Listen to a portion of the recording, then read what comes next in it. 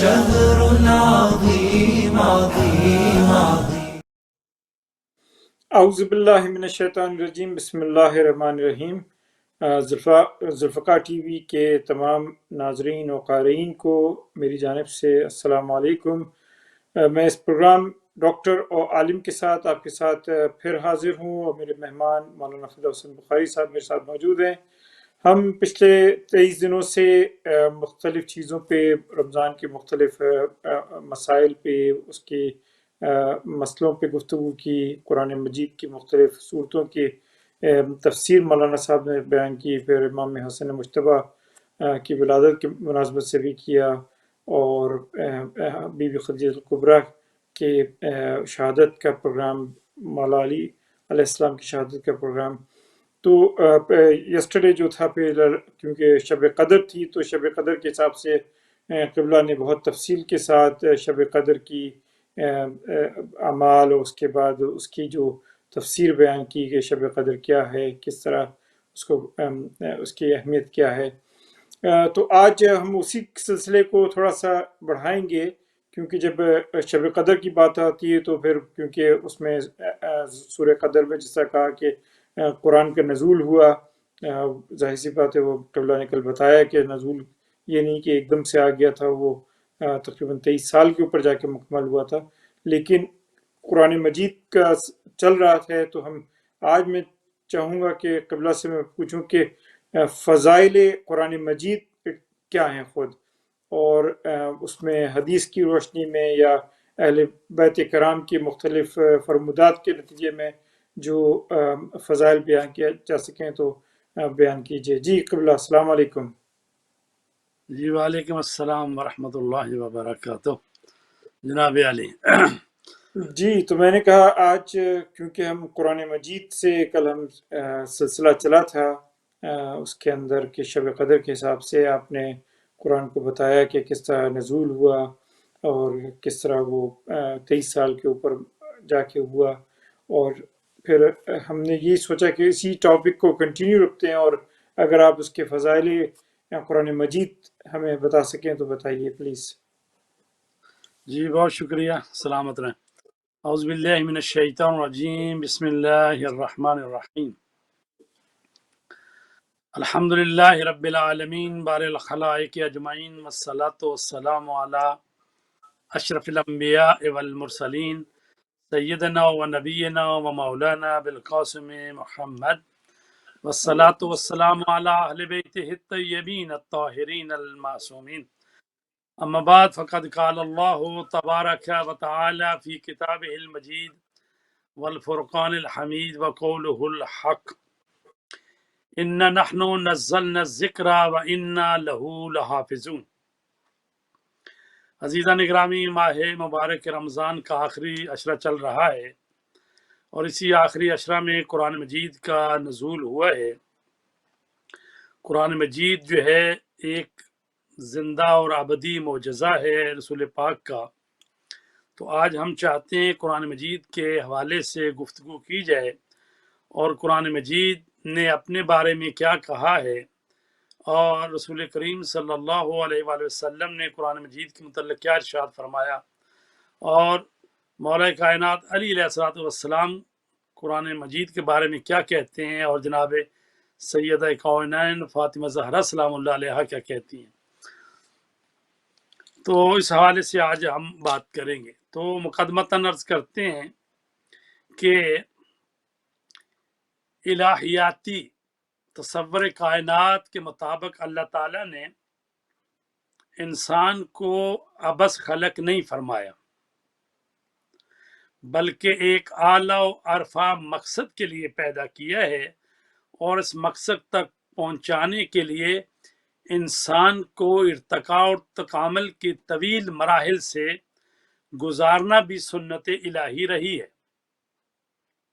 اسی لیے اللہ تبارک تعالیٰ نے زمین و آسمان کو 6 یوم میں خلق فرمایا، اور 4 یوم میں اس نے زمین کو انسان کے لیے قابل سکونت بنایا، اور انسان کے لیے وسائل حیات پیدا کیے۔ ارشاد ہو رہا ہے وَقَدَّرَ فِيهَا أَقْوَاتَهَا فِي أَرْبَعَةِ أَيَّامٍ سَوَاءً لِلسَّائِلِينَ، اور اسی نے 4 دنوں میں حاجت مندوں کی ضروریات کے مطابق زمین میں سامان خوراک مقرر کیا۔ یہ واضح رہے کہ یہ جب اللہ تبارک کہتا ہے 4 دن میں ہم نے پیدا کیا، یہ 6 دن میں ہم نے زمین و آسمان کو بنایا، تو اس کا مطلب یہ دن ہمارے والے 24 گھنٹے والے دن نہیں ہیں، بلکہ یہ مرحلے ہیں۔ یہ اللہ تبارک تعالیٰ جو فرما رہا ہے کہ 6 دنوں میں نے پیدا کیا یا زمین میں 4 دنوں میں، تو یہ وہ دن ہمارے والے نہیں ہیں، چونکہ اللہ تعالیٰ کے یوم جو ہیں ہمارے دنوں سے مختلف ہیں۔ اس کے دن تو ایسے ہیں جیسے قرآن مجید میں فرمایا ہے وَإِنَّ يَوْمًا عِندَ رَبِّكَ كَأَلْفِ سَنَةٍ مِّمَّا تَعُدُّونَ، اور آپ کے پروردگار کے ہاں ایک دن تمہارے شمار کے مطابق یقیناً 1000 برس کی طرح ہے۔ اور قیامت کے دن کو کہا گیا ہے کہ 50,000 سال کا دن ہے، تو اس کو بھی دن ہی کہا گیا ہے قیامت کا، جس دن تمام لوگوں کے حساب کتاب ہوگا۔ تو ہر چند اللہ تبارک تعالیٰ کسی مخلوق کو دفتن درجہ کمال تک پہنچا سکتا ہے، لیکن اس کی حکمت الہیہ کا تقاضا ہے کہ انسان تکامل پائے تو مرحلہ وار اور تدریجاً جب تکامل و ارتقاء کے مختلف مراحل سے گزر کر انسان کی مادی ترقی احسن تقویم کی منزل تک پہنچ گئی، تو اگلے مرحلے میں وَعَلَّمَ آدَمَ الْأَسْمَاءَ كُلَّهَا، یعنی اللہ تبارک تعالیٰ نے حضرت آدم کو خلق کرنے کا جب سوچا، اور یہ سوچا بھی ہم اپنی وجہ سے کہتے ہیں کہ وَإِلَّا اللہ تبارک تعالیٰ کو سوچنے کی ضرورت نہیں ہوتی، تو بہرحال جب حضرت آدم ابو البشر کی خلقت کا مرحلہ آیا، تو ساتھ ہی اولاد آدم کی تعلیم و تربیت کے لیے ابتدائی درسگاہ کھول دی گئی اور نظام حیات کی ابجد سے درس شروع ہو گیا۔ تو حضرت نوح علیہ السلام کے زمانے میں پہلی شریعت آئی ہے، شرع لکم من الدین ما وصى به نوحا، اس نے تمہارے لیے دین کا وہی دستور معین کیا جس کا اس نے نوح کو حکم دیا تھا۔ حضرت نوح علیہ السلام کے بعد پھر بات پہنچی حضرت ابراہیم علیہ السلام تک، ملت ابیکم ابراہیم هو سماکم المسلمین، باپ ابراہیم کا دین ہے، اسی نے تمہارا نام مسلمان رکھا ہے، یعنی ہمارا نام مسلمان حضرت ابراہیم علیہ السلام نے رکھا ہے۔ اور حضرت ابراہیم کے بعد جو نبی آتے گئے، پھر بات پہنچی حضرت موسیٰ علیہ السلام تک، عصر کلیم اللہ تک، تو فرمایا ثم آتینا موسیٰ الکتاب تماما علی الذی احسن وتفصیلا لکل شیء وہدی ورحمہ، پھر ہم نے موسیٰ کو کتاب عنایت کی تاکہ نیکی کرنے والے پر اپنی نعمت پوری کر دیں، اور اس میں ہر چیز کی تفصیل بیان ہوئی ہے، اور یہ ہدایت اور رحمت کا باعث ہے۔ لیکن عصر کلیم میں یعنی حضرت موسیٰ علیہ السلام کے زمانے میں انسان کے شعور و ادرک کا یہ عالم تھا کہ وہ بھی ایک بچھڑے کو خدا بنانے پر اور ماننے پر آمادہ ہو گئے۔ حضرت مسیح علیہ السلام انسانیت کی اس تربیت گاہ کو خداوند عالم نے شریعت عیسوی کے ذریعے مزید وسعت دی، اور انسانی ترقی کے نصاب میں کتاب انجیل کا اضافہ ہو گیا، اور جس میں انسان دوستی اور محبت کی تربیت دی گئی تھی، اور فرمایا وَكَفَيْنَا بِعِيسَىٰ ابْنَ مَرْيَمَ وَآتَيْنَاهُ الْإِنجِيلَ وَجَعَلْنَا فِي قُلُوبِ الَّذِينَ اتَّبَعُوهُ رَأْفَةً وَرَحْمَةً، اور ان سب کے بعد عیسیٰ ابن مریم کو بھیجا اور انہیں ہم نے انجیل دی، اور جنہوں نے ان کی پیروی کی ہم نے ان کے دلوں میں شفقت اور رحم ڈال دیا۔ تو عزیزان گرامی، انسانیت اپنے ارتقائی مرحلے طے کر رہی ہے، تو ان ادوار میں انسان جو ہے وہ اپنے عہد طفولیت میں تھا، لہذا اس کی تربیت و تعلیم کے لیے جو ذرائع استعمال کیے گئے ہیں وہ سمعی اور بصری ذرائع سے کام لیا گیا ہے، یعنی انہیں ایسے معجزے دیے گئے ہیں جو محسوسات اور مشاہدات کے متعلق تھے۔ جب انسان عقل و شعور کے لحاظ سے، بلوغت کے لحاظ سے اس منزل پر پہنچ گیا تو اسے محسوس معجزات کی جگہ معقول معجزہ یعنی قرآن مجید دیا گیا، کیونکہ انسان اس قدر قابل ہو گیا تھا کہ اسے ایک جامع ضابطہ حیات اور ایک ابدی دستور زندگی کا امین بنایا جائے۔ چنانچہ قرآن مجید جیسا معجزہ عنایت فرمایا، اور اللہ تبارک تعالیٰ نے اس امت مسلمہ پر اور اس امت مرحومہ پر احسان کیا، اور یہ امت مرحومہ جو ہے اس قابل ہے کہ اس سرمدی امانت کی حامل بن جائے۔ اس نعمت الہی کی معرفت اور اس کی قدردانی کی واحد صورت یہ ہے کہ قرآن مجید کو حتی الامکان سمجھا جائے اور اس پر عمل کیا جائے۔ تو عزیزان گرامی، یہ قرآن مجید وہ ہے کہ جس کے متعلق امام رضا علیہ السلام سے روایت ہے کہ انہوں نے امام جعفر صادق سے فرمایا کہ جب سوال کیا گیا کہ کیا وجہ ہے کہ قرآن کو جس قدر بیان اور نشر کیا جاتا ہے، اس میں جس قدر غور و فکر کیا جاتا ہے، اسی قدر اس میں مزید تازگی آ جاتی ہے، اس کی وجہ کیا ہے؟ تو آپ نے فرمایا اللہ تبارک تعالیٰ نے قرآن کو نہ ایک زمانے کے ساتھ مخصوص فرمایا، نہ کچھ لوگوں کے ساتھ، بلکہ یہ ہر دور میں جدت اور ہر قوم کے لیے قیامت تک تازگی رکھتا ہے۔ تو عزیزان گرامی، قرآن وہ ہے جو تمام زمانوں کے لیے آیا ہے اور تمام مکان اور زمان سے ماورا ہے حقیقت میں۔ تو قرآن مجید جو ہے خود اپنے متعلق فرماتا ہے قد جاءکم من اللہ نورم و کتاب مبین یہدی بہ اللہ من اتبع رضوانہ سبل السلام ویخرجہم من الظلمات الی النور بإذنہ ویہدیہم الی صراط مستقیم۔ تحقیق تمہارے پاس اللہ کی جانب سے نور آیا اور روشن کتاب آ چکی ہے، جس کے ذریعے اللہ تبارک تعالیٰ ان لوگوں کو امن اور سلامتی کی راہیں دکھاتا ہے جو اس کی رضا کے طالب ہیں، اور وہ اپنے اذن سے انہیں ظلمتوں سے نکال کر روشنی کی طرف لے جاتا ہے اور انہیں راہ راست کی رہنمائی فرماتا ہے۔ قرآن مجید اپنے متعلق مزید کیا فرماتا ہے؟ فرماتے ہیں ان ھذا القرآن یہدی للتی ہی اقوم ویبشر المؤمنین الذین یعملون الصالحات ان لہم اجرا کبیرا۔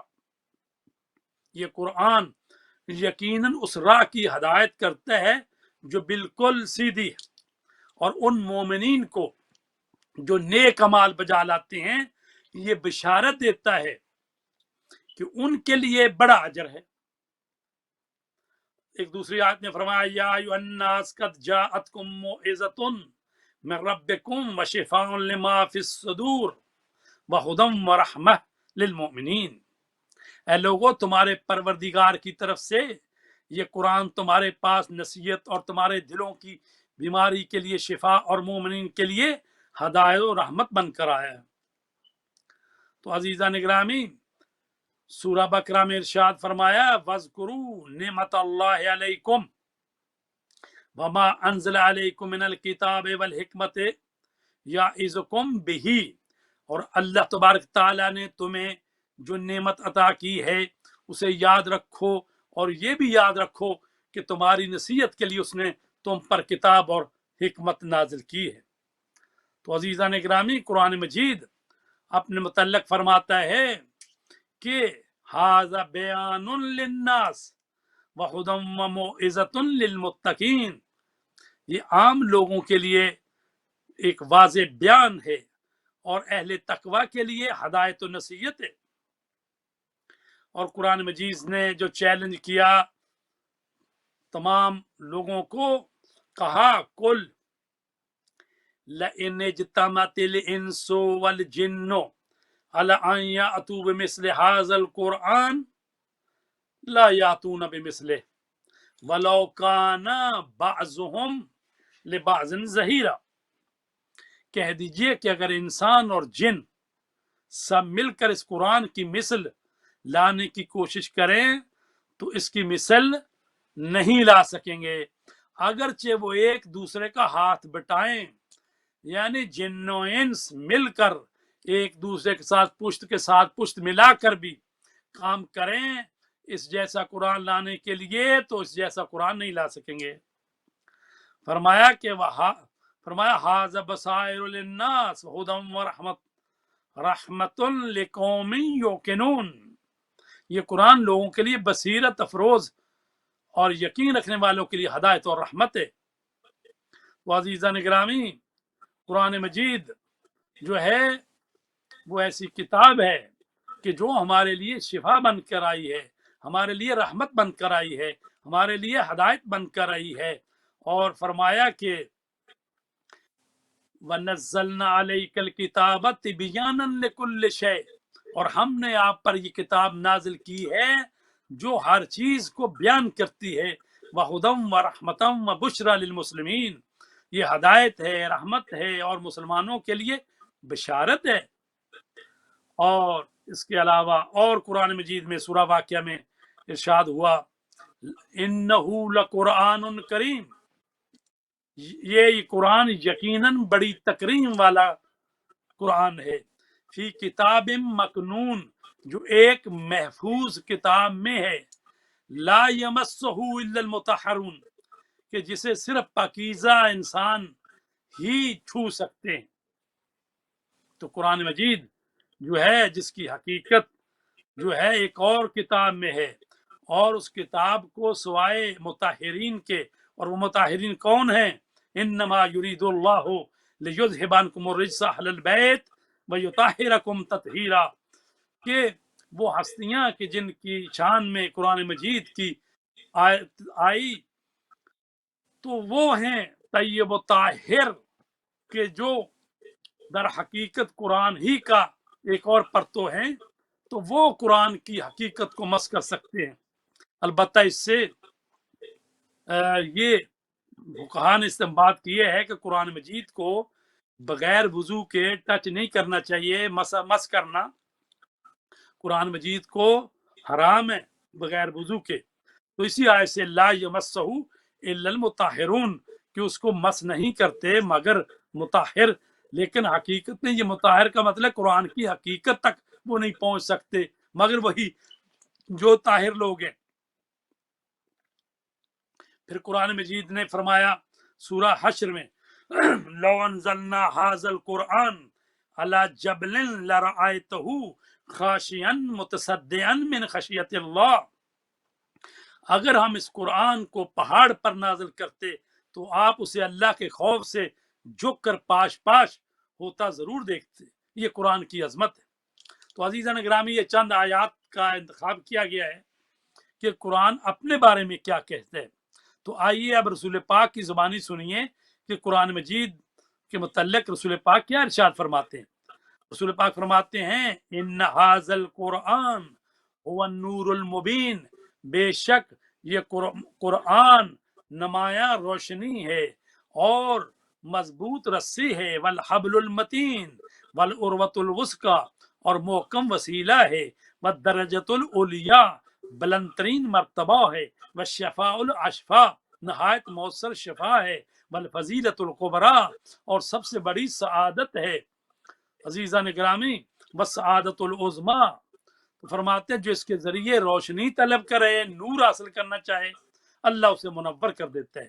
جس نے اپنے امور کو اس سے مربوط کیا، اللہ نے اسے محفوظ کر دیا، اور جو اس سے متمسک رہا، اللہ نے اسے نجات دی، اور جس نے اس کے احکام کو نہ چھوڑا، اللہ نے اسے عزت دی، اور جس نے قرآن سے شفاعت طلب کی، خدا نے اس کو شفا دی، اور جس نے قرآن کو دوسری چیزوں پر ترجیح دی، خدا نے اسے ہدایت بخشی۔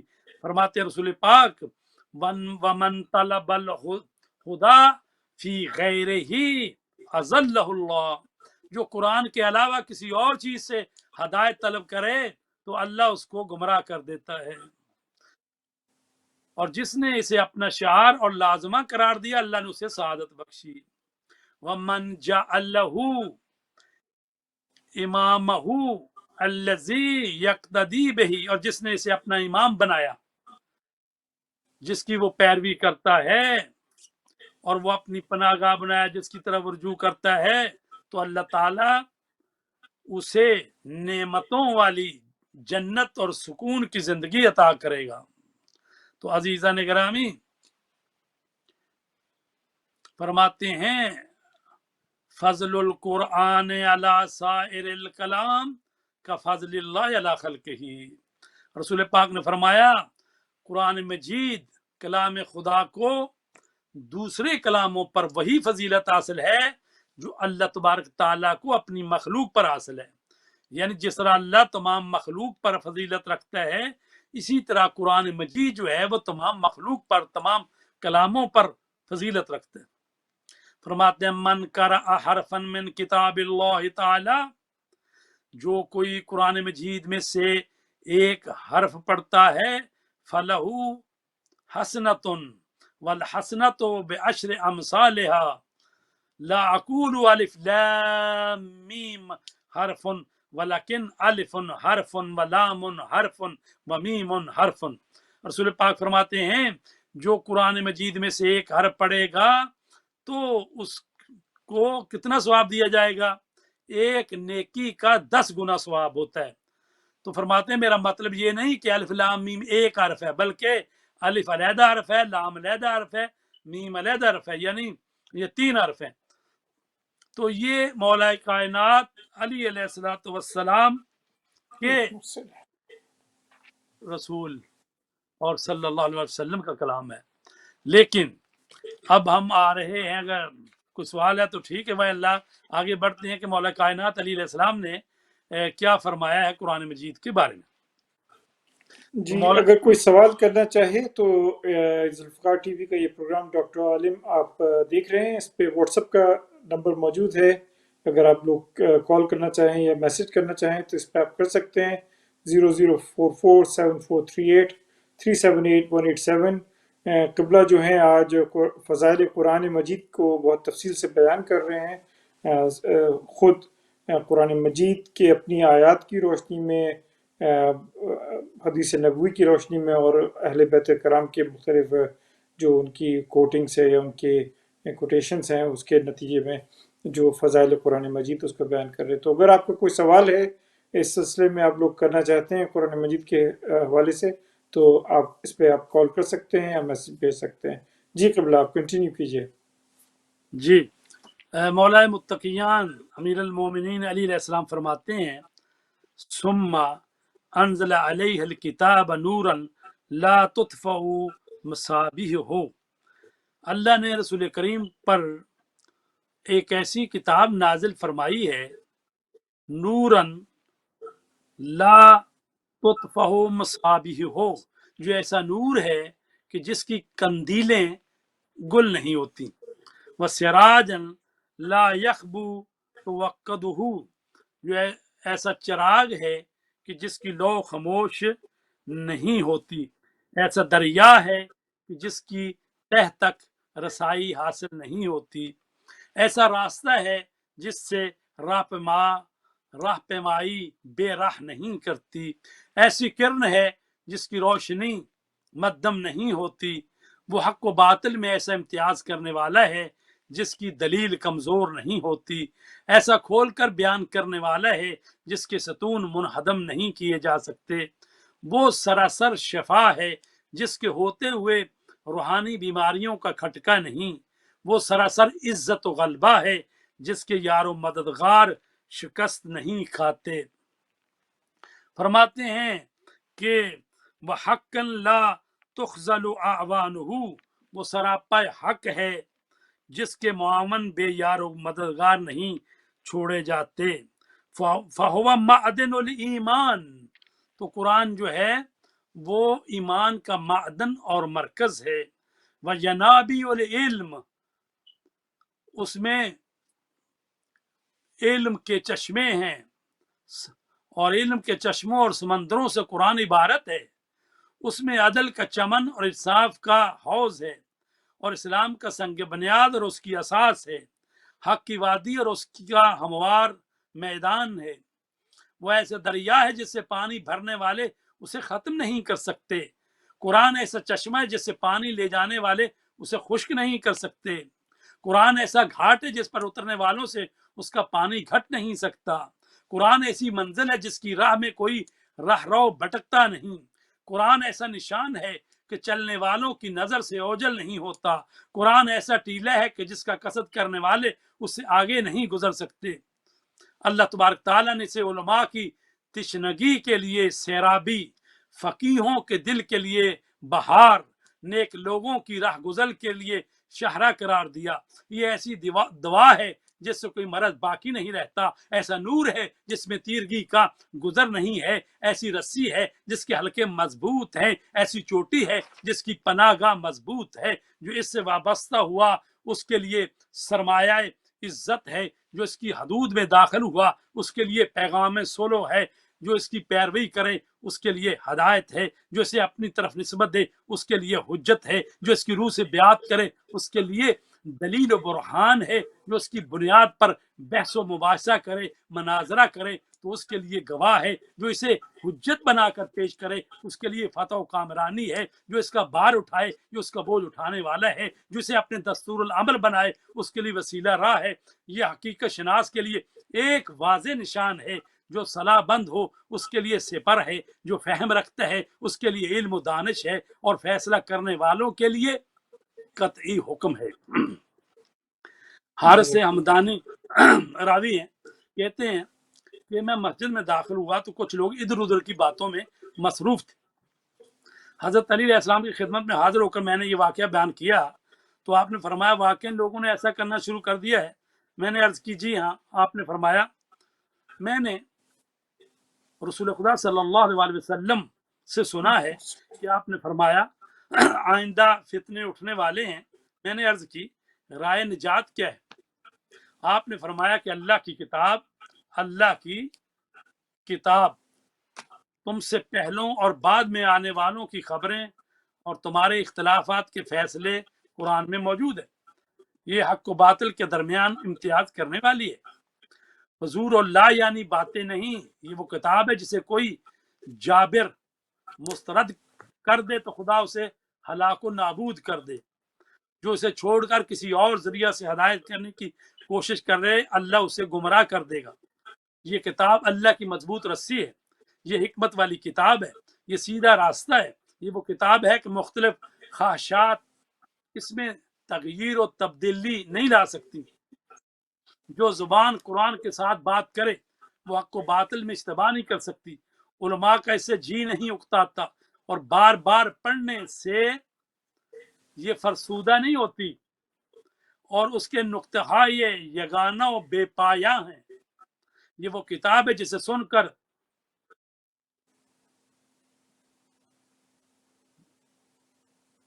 जिन भी तअज्जुब से बोल उठे थे कि ये वो किताब है कि उसकी रूह से जो कुछ है सच है।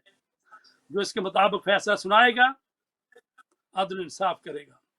जो इस पर अमल करेगा उसे सवाब मिलेगा। जिसने लोगों को इसकी तरफ दावत दी उसने सीधे रास्ते की तरफ बुलाया। तो अजीज़ा ने गिरामी, मैंने आपके सामने कुरान मजीद ने जो अपने फजाइल बयान किए उनमें से भी एक झलक दिखा दी। रसूल पाक ने जो फरमाया वो भी बता दिया। मौला कायनात अली अलैहिस्सलाम ने जो कहा कुरान मजीद के बारे में वो भी बता दिया।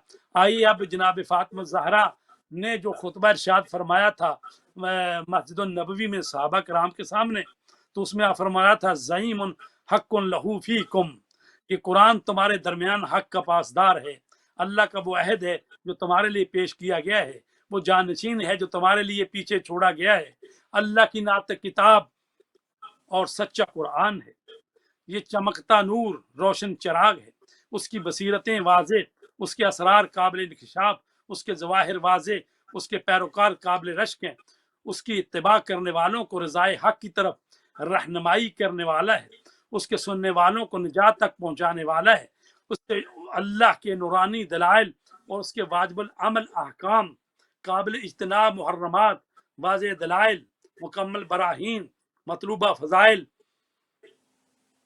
काबिल इजाज़त आमाल और वाजिबुल अमल शरीयत तक रसाई देता है। तो ये कुरान मजीद की वो फ़ज़ाइल हैं जो आइम्मा तहार ने, जनाब सैयदा ने, सब ने बयान किया। तो लिहाजा इस माह मुबारक में कि अभी आज 23वां रोज़ा है और 6-7 दिन और रह गए हैं, अगर अभी तक कुरान मजीद पढ़ना शुरू नहीं किया जिन लोगों ने, उन्हें चाहिए कुरान मजीद पढ़ें, कम अज़ कम एक मरतबा कुरान मजीद तो इस महीने में ख़त्म करना चाहिए। जरूर पढ़ें। आइम्मा तो हमारे 30-30 कुरान, 40-40 कुरान ख़त्म करते थे, तो इसका मतलब ये है गोया के वो ये 24 घंटों में 7-8 घंटे 10 घंटे कुरान मजीद को ही देते थे माह रमज़ान में। अच्छा, और ये माह एक रमज़ान सवाल तो ये है, सवाल यंगस्टर्स खास तौर पे जो यहाँ के यूके के अंदर और यूएस के अंदर जो बच्चे यहाँ के लोकल हैं, बच्चे पैदा जो हुए यहाँ पे, वो कहते हैं कि आप लोग अरबी पढ़वाते हैं, हमें समझ में तो कुछ आता नहीं है। तो कुरान मजीद की क्या आप इसकी वजाहत करेंगे कि कुरान मजीद को अरबी ज़बान में तो एक तो है कि अरबी ज़बान में कुरान मजीद के अल्फाज को दोहराना सवाब है, लेकिन क्या वो ज़्यादा बेहतर नहीं हो कि अगर बच्चे उसका तर्जुमा पढ़ के इंग्लिश में जो भी ज़बानें हैं तो कम से कम वो समझें तो सही के अल्फाज क्या पढ़े जा रहे हैं। दुरुस्त है कि कुरान मजीद को पढ़ना और समझना जो है वो हम पर लाजिम है, लेकिन ये कोई बात नहीं है कि क्या वो जहाँ के बच्चे पढ़ने वाले बाकी किसी फील्ड में, किसी शोबे में, किसी किताब को पढ़ने में अगर वो यानी उस्ताद से पढ़ी जाती है या उस पर टाइम लगाया जाता है या जी, कई कई साल लगा के वो उस को अमल को मुकम्मल करते हैं, तो क्या कुरान मजीद जो है सिर्फ इसी पर इक्तफा कर लिया जाए कि वो बच्चे जो हैं स्कूल से आए तो आधा घंटा घंटा जो है किसी मौलाना के सामने वो सिर्फ नाजरा कुरान पढ़ लें, तो क्या ये काफ़ी है? नहीं, असल तो मसला ये है कुरान मजीद को पढ़ा जाए और उस समझा समझना जाए है। और उस जी, पर अमल किया जाए, क्योंकि कुरान मजीद जो है हमारे लिए हदायत की किताब है, हमारे लिए जो है निजात की किताब है और हमारे लिए नूर है। जैसे कि जितने भी फ़ज़ाइल जो हैं रसूल पाक और मौला अली की ज़ुबानी आपने सुने हैं, तो लिहाजा कुरान मजीद बाकी सारे इल्म जो हैं वो इंसान की आंख बंद होते ही यहीं पे रह जाएंगे, और आगे बढ़ने वाला जो इल्म है बरज़ख में काम आने वाला, क़यामत में काम आने वाला, वो जो है इल्म यही कुरान का इल्म है, वो तौहीद का इल्म है, वो दीन का इल्म है जो आगे तक ले जाएगा। ये जो कहा गया है तलबुल इल्म फरीज़तुन अला कुल्ले मुस्लिम व मुस्लिमा, इल्म हासिल करना हर मुसलमान मर्द और हर मुसलमान औरत पर फर्ज है, तो जाहिर है कि कौन सा इल्म है। अगर ये कहें कि जी वो सारे इल्म है, चले सारे इल्म शामिल हो गए, लेकिन बहरहाल कुरान और हदीस का इल्म तो प्रायोरिटी है ना, सबसे पहली बात तो कुरान और जी हाँ, हदीस और सुन्नत का इल्म है ना। अगर ये इल्म ना पढ़े तो बाकी दुनिया का सारा इल्म पढ़ता रहे तो कहे जी अल्लाह ने फर्ज किया है इल्म हासिल करना, तो क्या अल्लाह ने फर्ज किया है सिर्फ दुनिया में जो आपके मफादात में या आपकी ज़िंदगी को बेहतर करे वही नॉलेज पढ़ना है, या आपकी आखिरत को बेहतर करे वो भी नॉलेज पढ़ना है? जाहिर है कि यहाँ की दुनिया जो है ये तो ज़ाहिर है 70-80 साल ही है ना, जिसके लिए सारी दौड़ धूप सब कुछ इंसान करता है, तो यही है 70-80 साल जिंदा रह लेगा। लेकिन हमें उस दुनिया के लिए काम करना चाहिए कि जहां हमें हमेशा रहना है, तो इसीलिए कहा जाता है इस दुनिया के लिए उतना काम करो जितना आपने इस दुनिया में रहना है, और उस दुनिया के लिए उतना काम करो جتنا آپ نے وہاں رہنا ہے، تو وہاں تو ہمیشہ ٹھیک رہنا ہے۔ تو لہٰذا قرآن مجید جو ہے اس کو پڑھنا سیکھنا واجب ہے، تو اس کو پڑھنا چاہیے۔ تو ظاہر ہے کہ ماں باپ جو ہیں ان کو بھی کوشش کرنی چاہیے کہ بچوں کو قرآن مجید پڑھیں، سمجھوائیں، ترجمے کے ساتھ پڑھوائیں، تاکہ کل قیامت کے دن بھی کام آئے، اور جب دنیا سے رخصت ہو جائے ماں باپ، تو کم از کم آپ کے لیے کچھ قرآن تو پڑھ سکیں، آپ کے لیے کوئی فاتح خوانی تو کر سکیں، آپ کے لیے کوئی نماز ہی پڑھ سکیں۔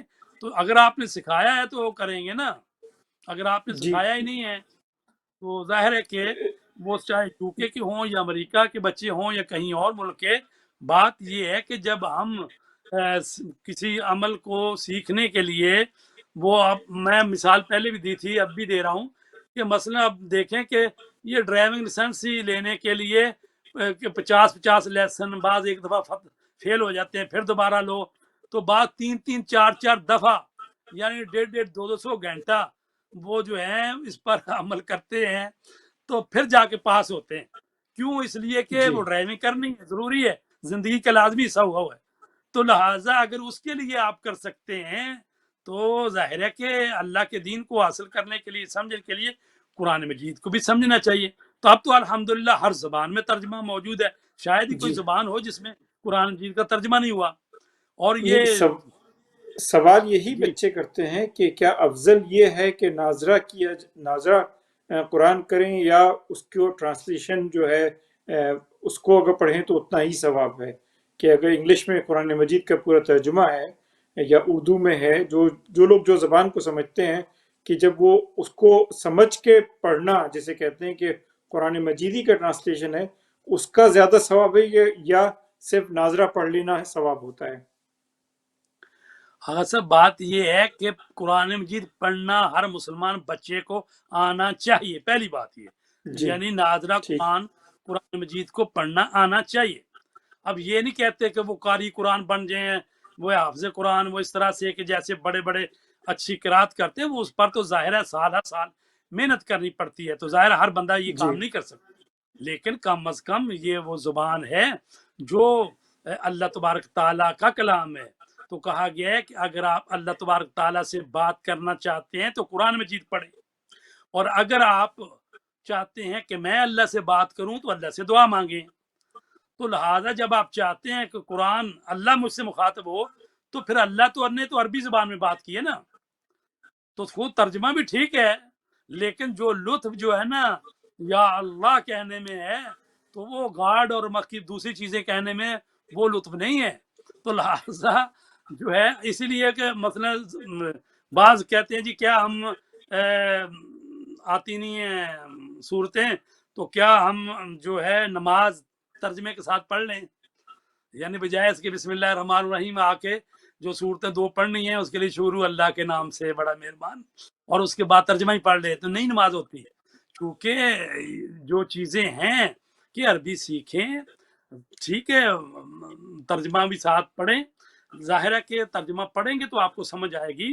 اور تو حقیقت میں جو کہا گیا نا، انسان 1 منٹ کا بھی فکر کرے تو یہ 60 سال کی عبادت سے بہتر ہے۔ تو فکر کس بات میں کرے؟ یعنی یعنی انسان اپنے آپ پر غور کرے، میں کیا ہوں، میں کس لیے اس دنیا میں بھیجا گیا ہوں، مجھے کرنا کیا ہے، میری زندگی کا ہدف کیا ہے، اس بارے میں سوچے تو 60 سال کی عبادت سے بہتر ہے۔ یہ نہیں ہے کہ وہ یہ سوچتا رہے کہ مجھے پیسے کیسے کمانے ہیں، مجھے مطلب کدھر کدھر بینک میں اکاؤنٹ کھولنے ہیں، ہو بھی نہیں یہ اس سے نہیں ہے کہ 60 سال کی عبادت افضل، جی 60 سال نہیں، کی قبلہ یہ ہے کہ علمی یعنی بحث جو تمہیں میں جو آخرت کی زندگی دلا دے۔ نہیں، قبلہ علمی بحث جو لوگ کرتے ہیں، جو اس پہ ایک نہیں، ہم ٹھیک ہے، وہ ہم ایک جو مذہب سے قریب ہے وہ تو سمجھتا ہے بات کو، جب لیکن علمی بحث ہوتی ہے تو وہ یہ کہتے ہیں کہ اگر آپ کہتے ہیں کہ قرآن جو اللہ کی زبان عربی ہے، تو پھر بقیہ جو مختلف جو آسمانی صحیفے اور کتابیں نازل ہوئی وہ مختلف زبانوں میں، تو ان لوگوں کا جو دلائل وہ دیتے ہیں، وہ کہتے ہیں کہ کیونکہ عرب کے اندر رسول خدا جہاں پہ قرآن مجید نازل ہوا وہ عرب پہ تھا، ان کی زبان عربی تھی، تو اللہ نے ان کی زبان سے اس کو مخاطب کیا. تو یہ اس میں کہاں سے اس چیز کا آیا کہ جی اللہ کی زبان عربی ہے؟ زبان تو آپ دیکھیے جب جو دوسری کتابیں ہیں جو آسمانی، ان مختلف کتابوں مختلف زبانوں میں ہیں، کیونکہ اس ہر علاقے کے حساب سے اللہ تعالیٰ نے انہی کی زبان میں اس کو بھیجا اس کتاب کو، اور پھر وہ obviously ٹرانسلیشن ہو کہ تاکہ ہر شخص جو ہے اس کو سمجھ سکے اور پڑھ سکے. تو دلائل یہ دیے جاتے ہیں. تو اس پہ جو میں نے آپ سے سوال پوچھا تھا وہ یہ پوچھا تھا. جی آپ نے صحیح فرمایا ہے. اللہ تبارک، ساری زبانیں اللہ کی ہیں، اور اللہ تبارک تعالیٰ جو ہے وہ ظاہر ہے کہ جس نبی سے بات کر رہا ہو اور جو نبی کی اسی کی زبان میں ہو اسی پیغام آتا ہے. اور کہا گیا ہے ہر قوم میں ہم نے جو نبی بھیجے ہیں وہی نبی بھیجے ہیں جو ان کی قوم قبیلے کے یا انہی کی زبان بولتے تھے. مقصد تو یہ جی ہے کہ ان کو سمجھانا ہے. تو یہ تو نہیں ہو سکتا کہ نبی عربی بول رہا ہے اور قوم بھی عربی جانتی ہے اور وہاں فارسی پڑھائی جائے یا فارسی میں نہیں. ایسا جی تو نہیں ہو سکتا. تو لہٰذا پہلے جو صحیفے یا عبرانی میں یا دوسری زبان، اگرچہ وہ جو پہلے کوئی ان کی بات ہے کہ وہاں پر اس طرح سے آئی نہیں ہے بات، چونکہ قرآن مجید جو ہے وہ الفاظ بھی اللہ کے ہیں. یہ بڑا گہرا نقطہ ہے. مطلب یہ ہے کہ وہ ہے کہ اس نبی پر وہ بات آ گئی اور نبی نے پھر اپنے الفاظ دے کر وہ بات ان کو بتا دی، اور بعد میں ان کے صحابیوں نے یا حواریوں نے، کسی نے 50 سال بعد، کسی نے 100 سال بعد، وہ ان کو پیغام کو لکھ لیا. تو جس زبان وہ بولتے تھے انہوں نے لکھ لیا. تو قرآن اور باقی کا فرق یہ ہے کہ اس میں یہ ہے کہ جو لفظ استعمال ہوا ہے وہ لفظ بھی اللہ نے بھیجا ہے. یعنی ایسا نہیں کہ رسول پاک نے خود سے بسم اللہ الرحمن الرحیم یہ خود سے لفظ لکھے ہونا، بلکہ اسی لیے کہا جاتا ہے جو اللہ کی طرف سے آیا ہے اور الفاظ بھی اللہ کے ہیں، معنی بھی اللہ کے ہیں، اس کو قرآن کہتے ہیں. اور وہ حدیث قدسی جس کو کہتے ہیں اس میں یہ ہے کہ الفاظ جو ہیں وہ اللہ کے ہیں لیکن قرآن مجید میں وہ لکھوائے نہیں گئے.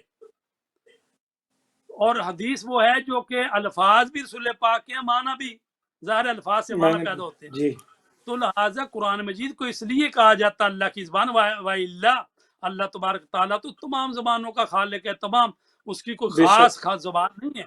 لیکن چونکہ آخری نبی، آخری پیغام، آخری قرآن آیا تو اللہ نے اس کو عربی زبان میں بھیجا. اور ویسے بھی عربی زبان جو ہے فصیح و بلیغ ہے، تمام زبانوں پر بہترین زبان ہے، اور قرآن مجید نے اس زبان کو زندہ رکھا ہے.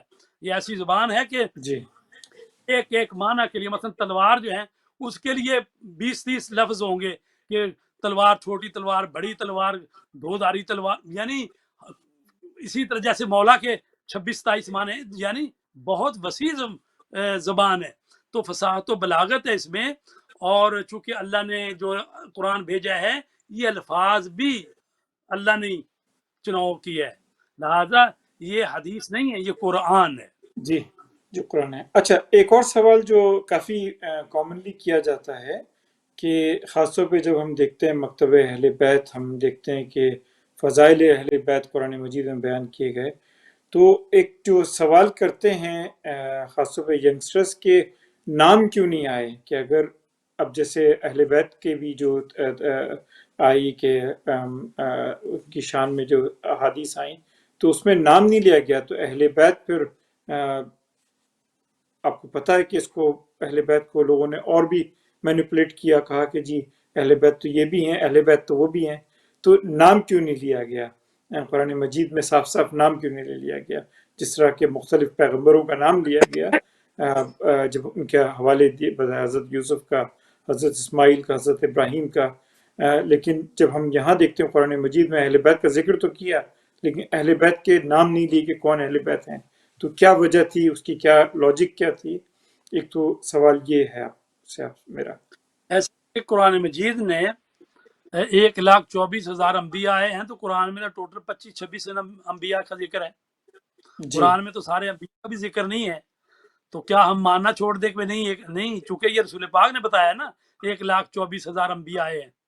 تو لہٰذا جی جس طرح قرآن مجید کو ماننا ہمارے لیے ضروری ہے، اسی طرح سنت یا رسول پاک کی بات کو ماننا بھی ہمارے لیے ضروری ہے۔ اور یہ قرآن مجید کا یعنی اللہ تبارک تعالیٰ کا یہ قرآن بھیجنا اور اس میں اہل بیت اطہار کے ناموں کا ذکر نہ کرنا، یہ اور صرف القابات اور صفات سے بات کرنا، تو جی اس میں یہ بھی ہے، بڑا اہم وجہ بتائی گئی ہے کہ اللہ تبارک تعالیٰ قرآن مجید کو محفوظ رکھنا چاہتا تھا۔ ان نحن نزلنا الذکر وانہ لہ لحافظون، ہم نے قرآن بھیجا ہے، اس کی حفاظت ہمارے ذمے ہے۔ تو حفاظت میں ایک یہ بھی تھا کہ چونکہ یہ وہ لوگ ہیں جو وارثان کتاب ہیں، اہل بیت اطہار جو ہیں، رسول پاک پر نازل ہوا اور ائمہ اطہار جو ہیں اس کتاب کے وارث ہیں، اور وہ رسول پاک نے فرما دیا تم میں دو چیزیں چھوڑ کے جا رہا ہوں، ایک قرآن اور ایک میری اہل بیت، اگر ان دونوں کے دامن سے تمسک کرو گے تو تم گمراہ نہیں ہوگے، اور حوض کوثر پر یہ دونوں قرآن اور اہل بیت میرے پاس آئیں گے، تو اگر تم ان کو دونوں میں سے کسی ایک کو چھوڑا تو گمراہ ہو جاؤ گے۔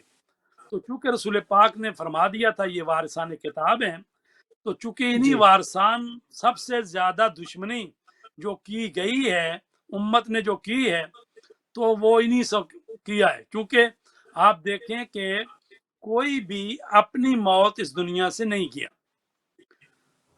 ویسے تو رسول پاک کو بھی زہر دیا گیا خیبر کے موقع پر، وہ بھی زہر کی وجہ سے دنیا سے گئے، حضرت فاطمہ زہرا کو شہید کیا گیا، مولا علی کو شہید کیا گیا، امام حسن حسین کو، تو سارے ائمہ جو ہیں سوائے امام مہدی ابھی زندہ ہیں، تو لہٰذا اگر ان کے نام آتے تو بعید نہیں تھا کہ قرآن مجید میں ان کی ضد میں ان کو ہٹا دیا جاتا، یا یہ کہا جاتا کہ بھئی یہ جو علی کا ذکر ہے وہ تو فلاں آدمی تھا، یہ جس کا ذکر ہے وہ تو فاطمہ، وہ تو فلاں صحابی کی بیٹی ہے، مطلب جی کہا جا سکتا ہے، جس طرح ابھی جی مولا جی علی کی جی جو بہت ساری حدیثیں ہیں، آپ کو پتہ ہے کہ سینکڑوں حدیثیں جو مولا علی کی شان میں، اسی طرح کی حدیثیں دوسروں کا نام لے کر بیان کر دی جاتی ہیں۔ تو لہٰذا اللہ تبارک تعالیٰ نے یہ اہتمام کیا ہے کہ ان کے القابات اور صفات سے ذکر کیا جائے اور ان کا نام نہ لیا جائے، اور تو شان نزول جو ہے وہ معلوم ہے لوگوں چلیے، کو۔ یہ تو لمبی بحث ہے، وقت کی تنگی ہو رہی ہے، تو انشاءاللہ اس سلسلے کو جاری رکھیں گے، کیونکہ اب وقت کی کمی ہو رہی ہے اور وقت ہمارا اختتام ہو چکا ہے، تو انشاءاللہ اس پروگرام کو پھر کنٹینیو رکھیں گے فضائل قرآن کے سلسلے میں، اور جو ابھی مختلف الفاظ جو قرآن مجید کے جس الف لام میم، اس پہ انشاءاللہ میں کل قبلہ سے بات کروں گا کہ ان کے بارے میں بھی تفصیلی بتائیں۔ تو اس کے ساتھ ہی میں اس پروگرام ڈاکٹر عالم کے ساتھ سے آپ کو اجازت چاہتا ہوں، اور انشاءاللہ کل ملاقات ہوگی۔ اللہ حافظ۔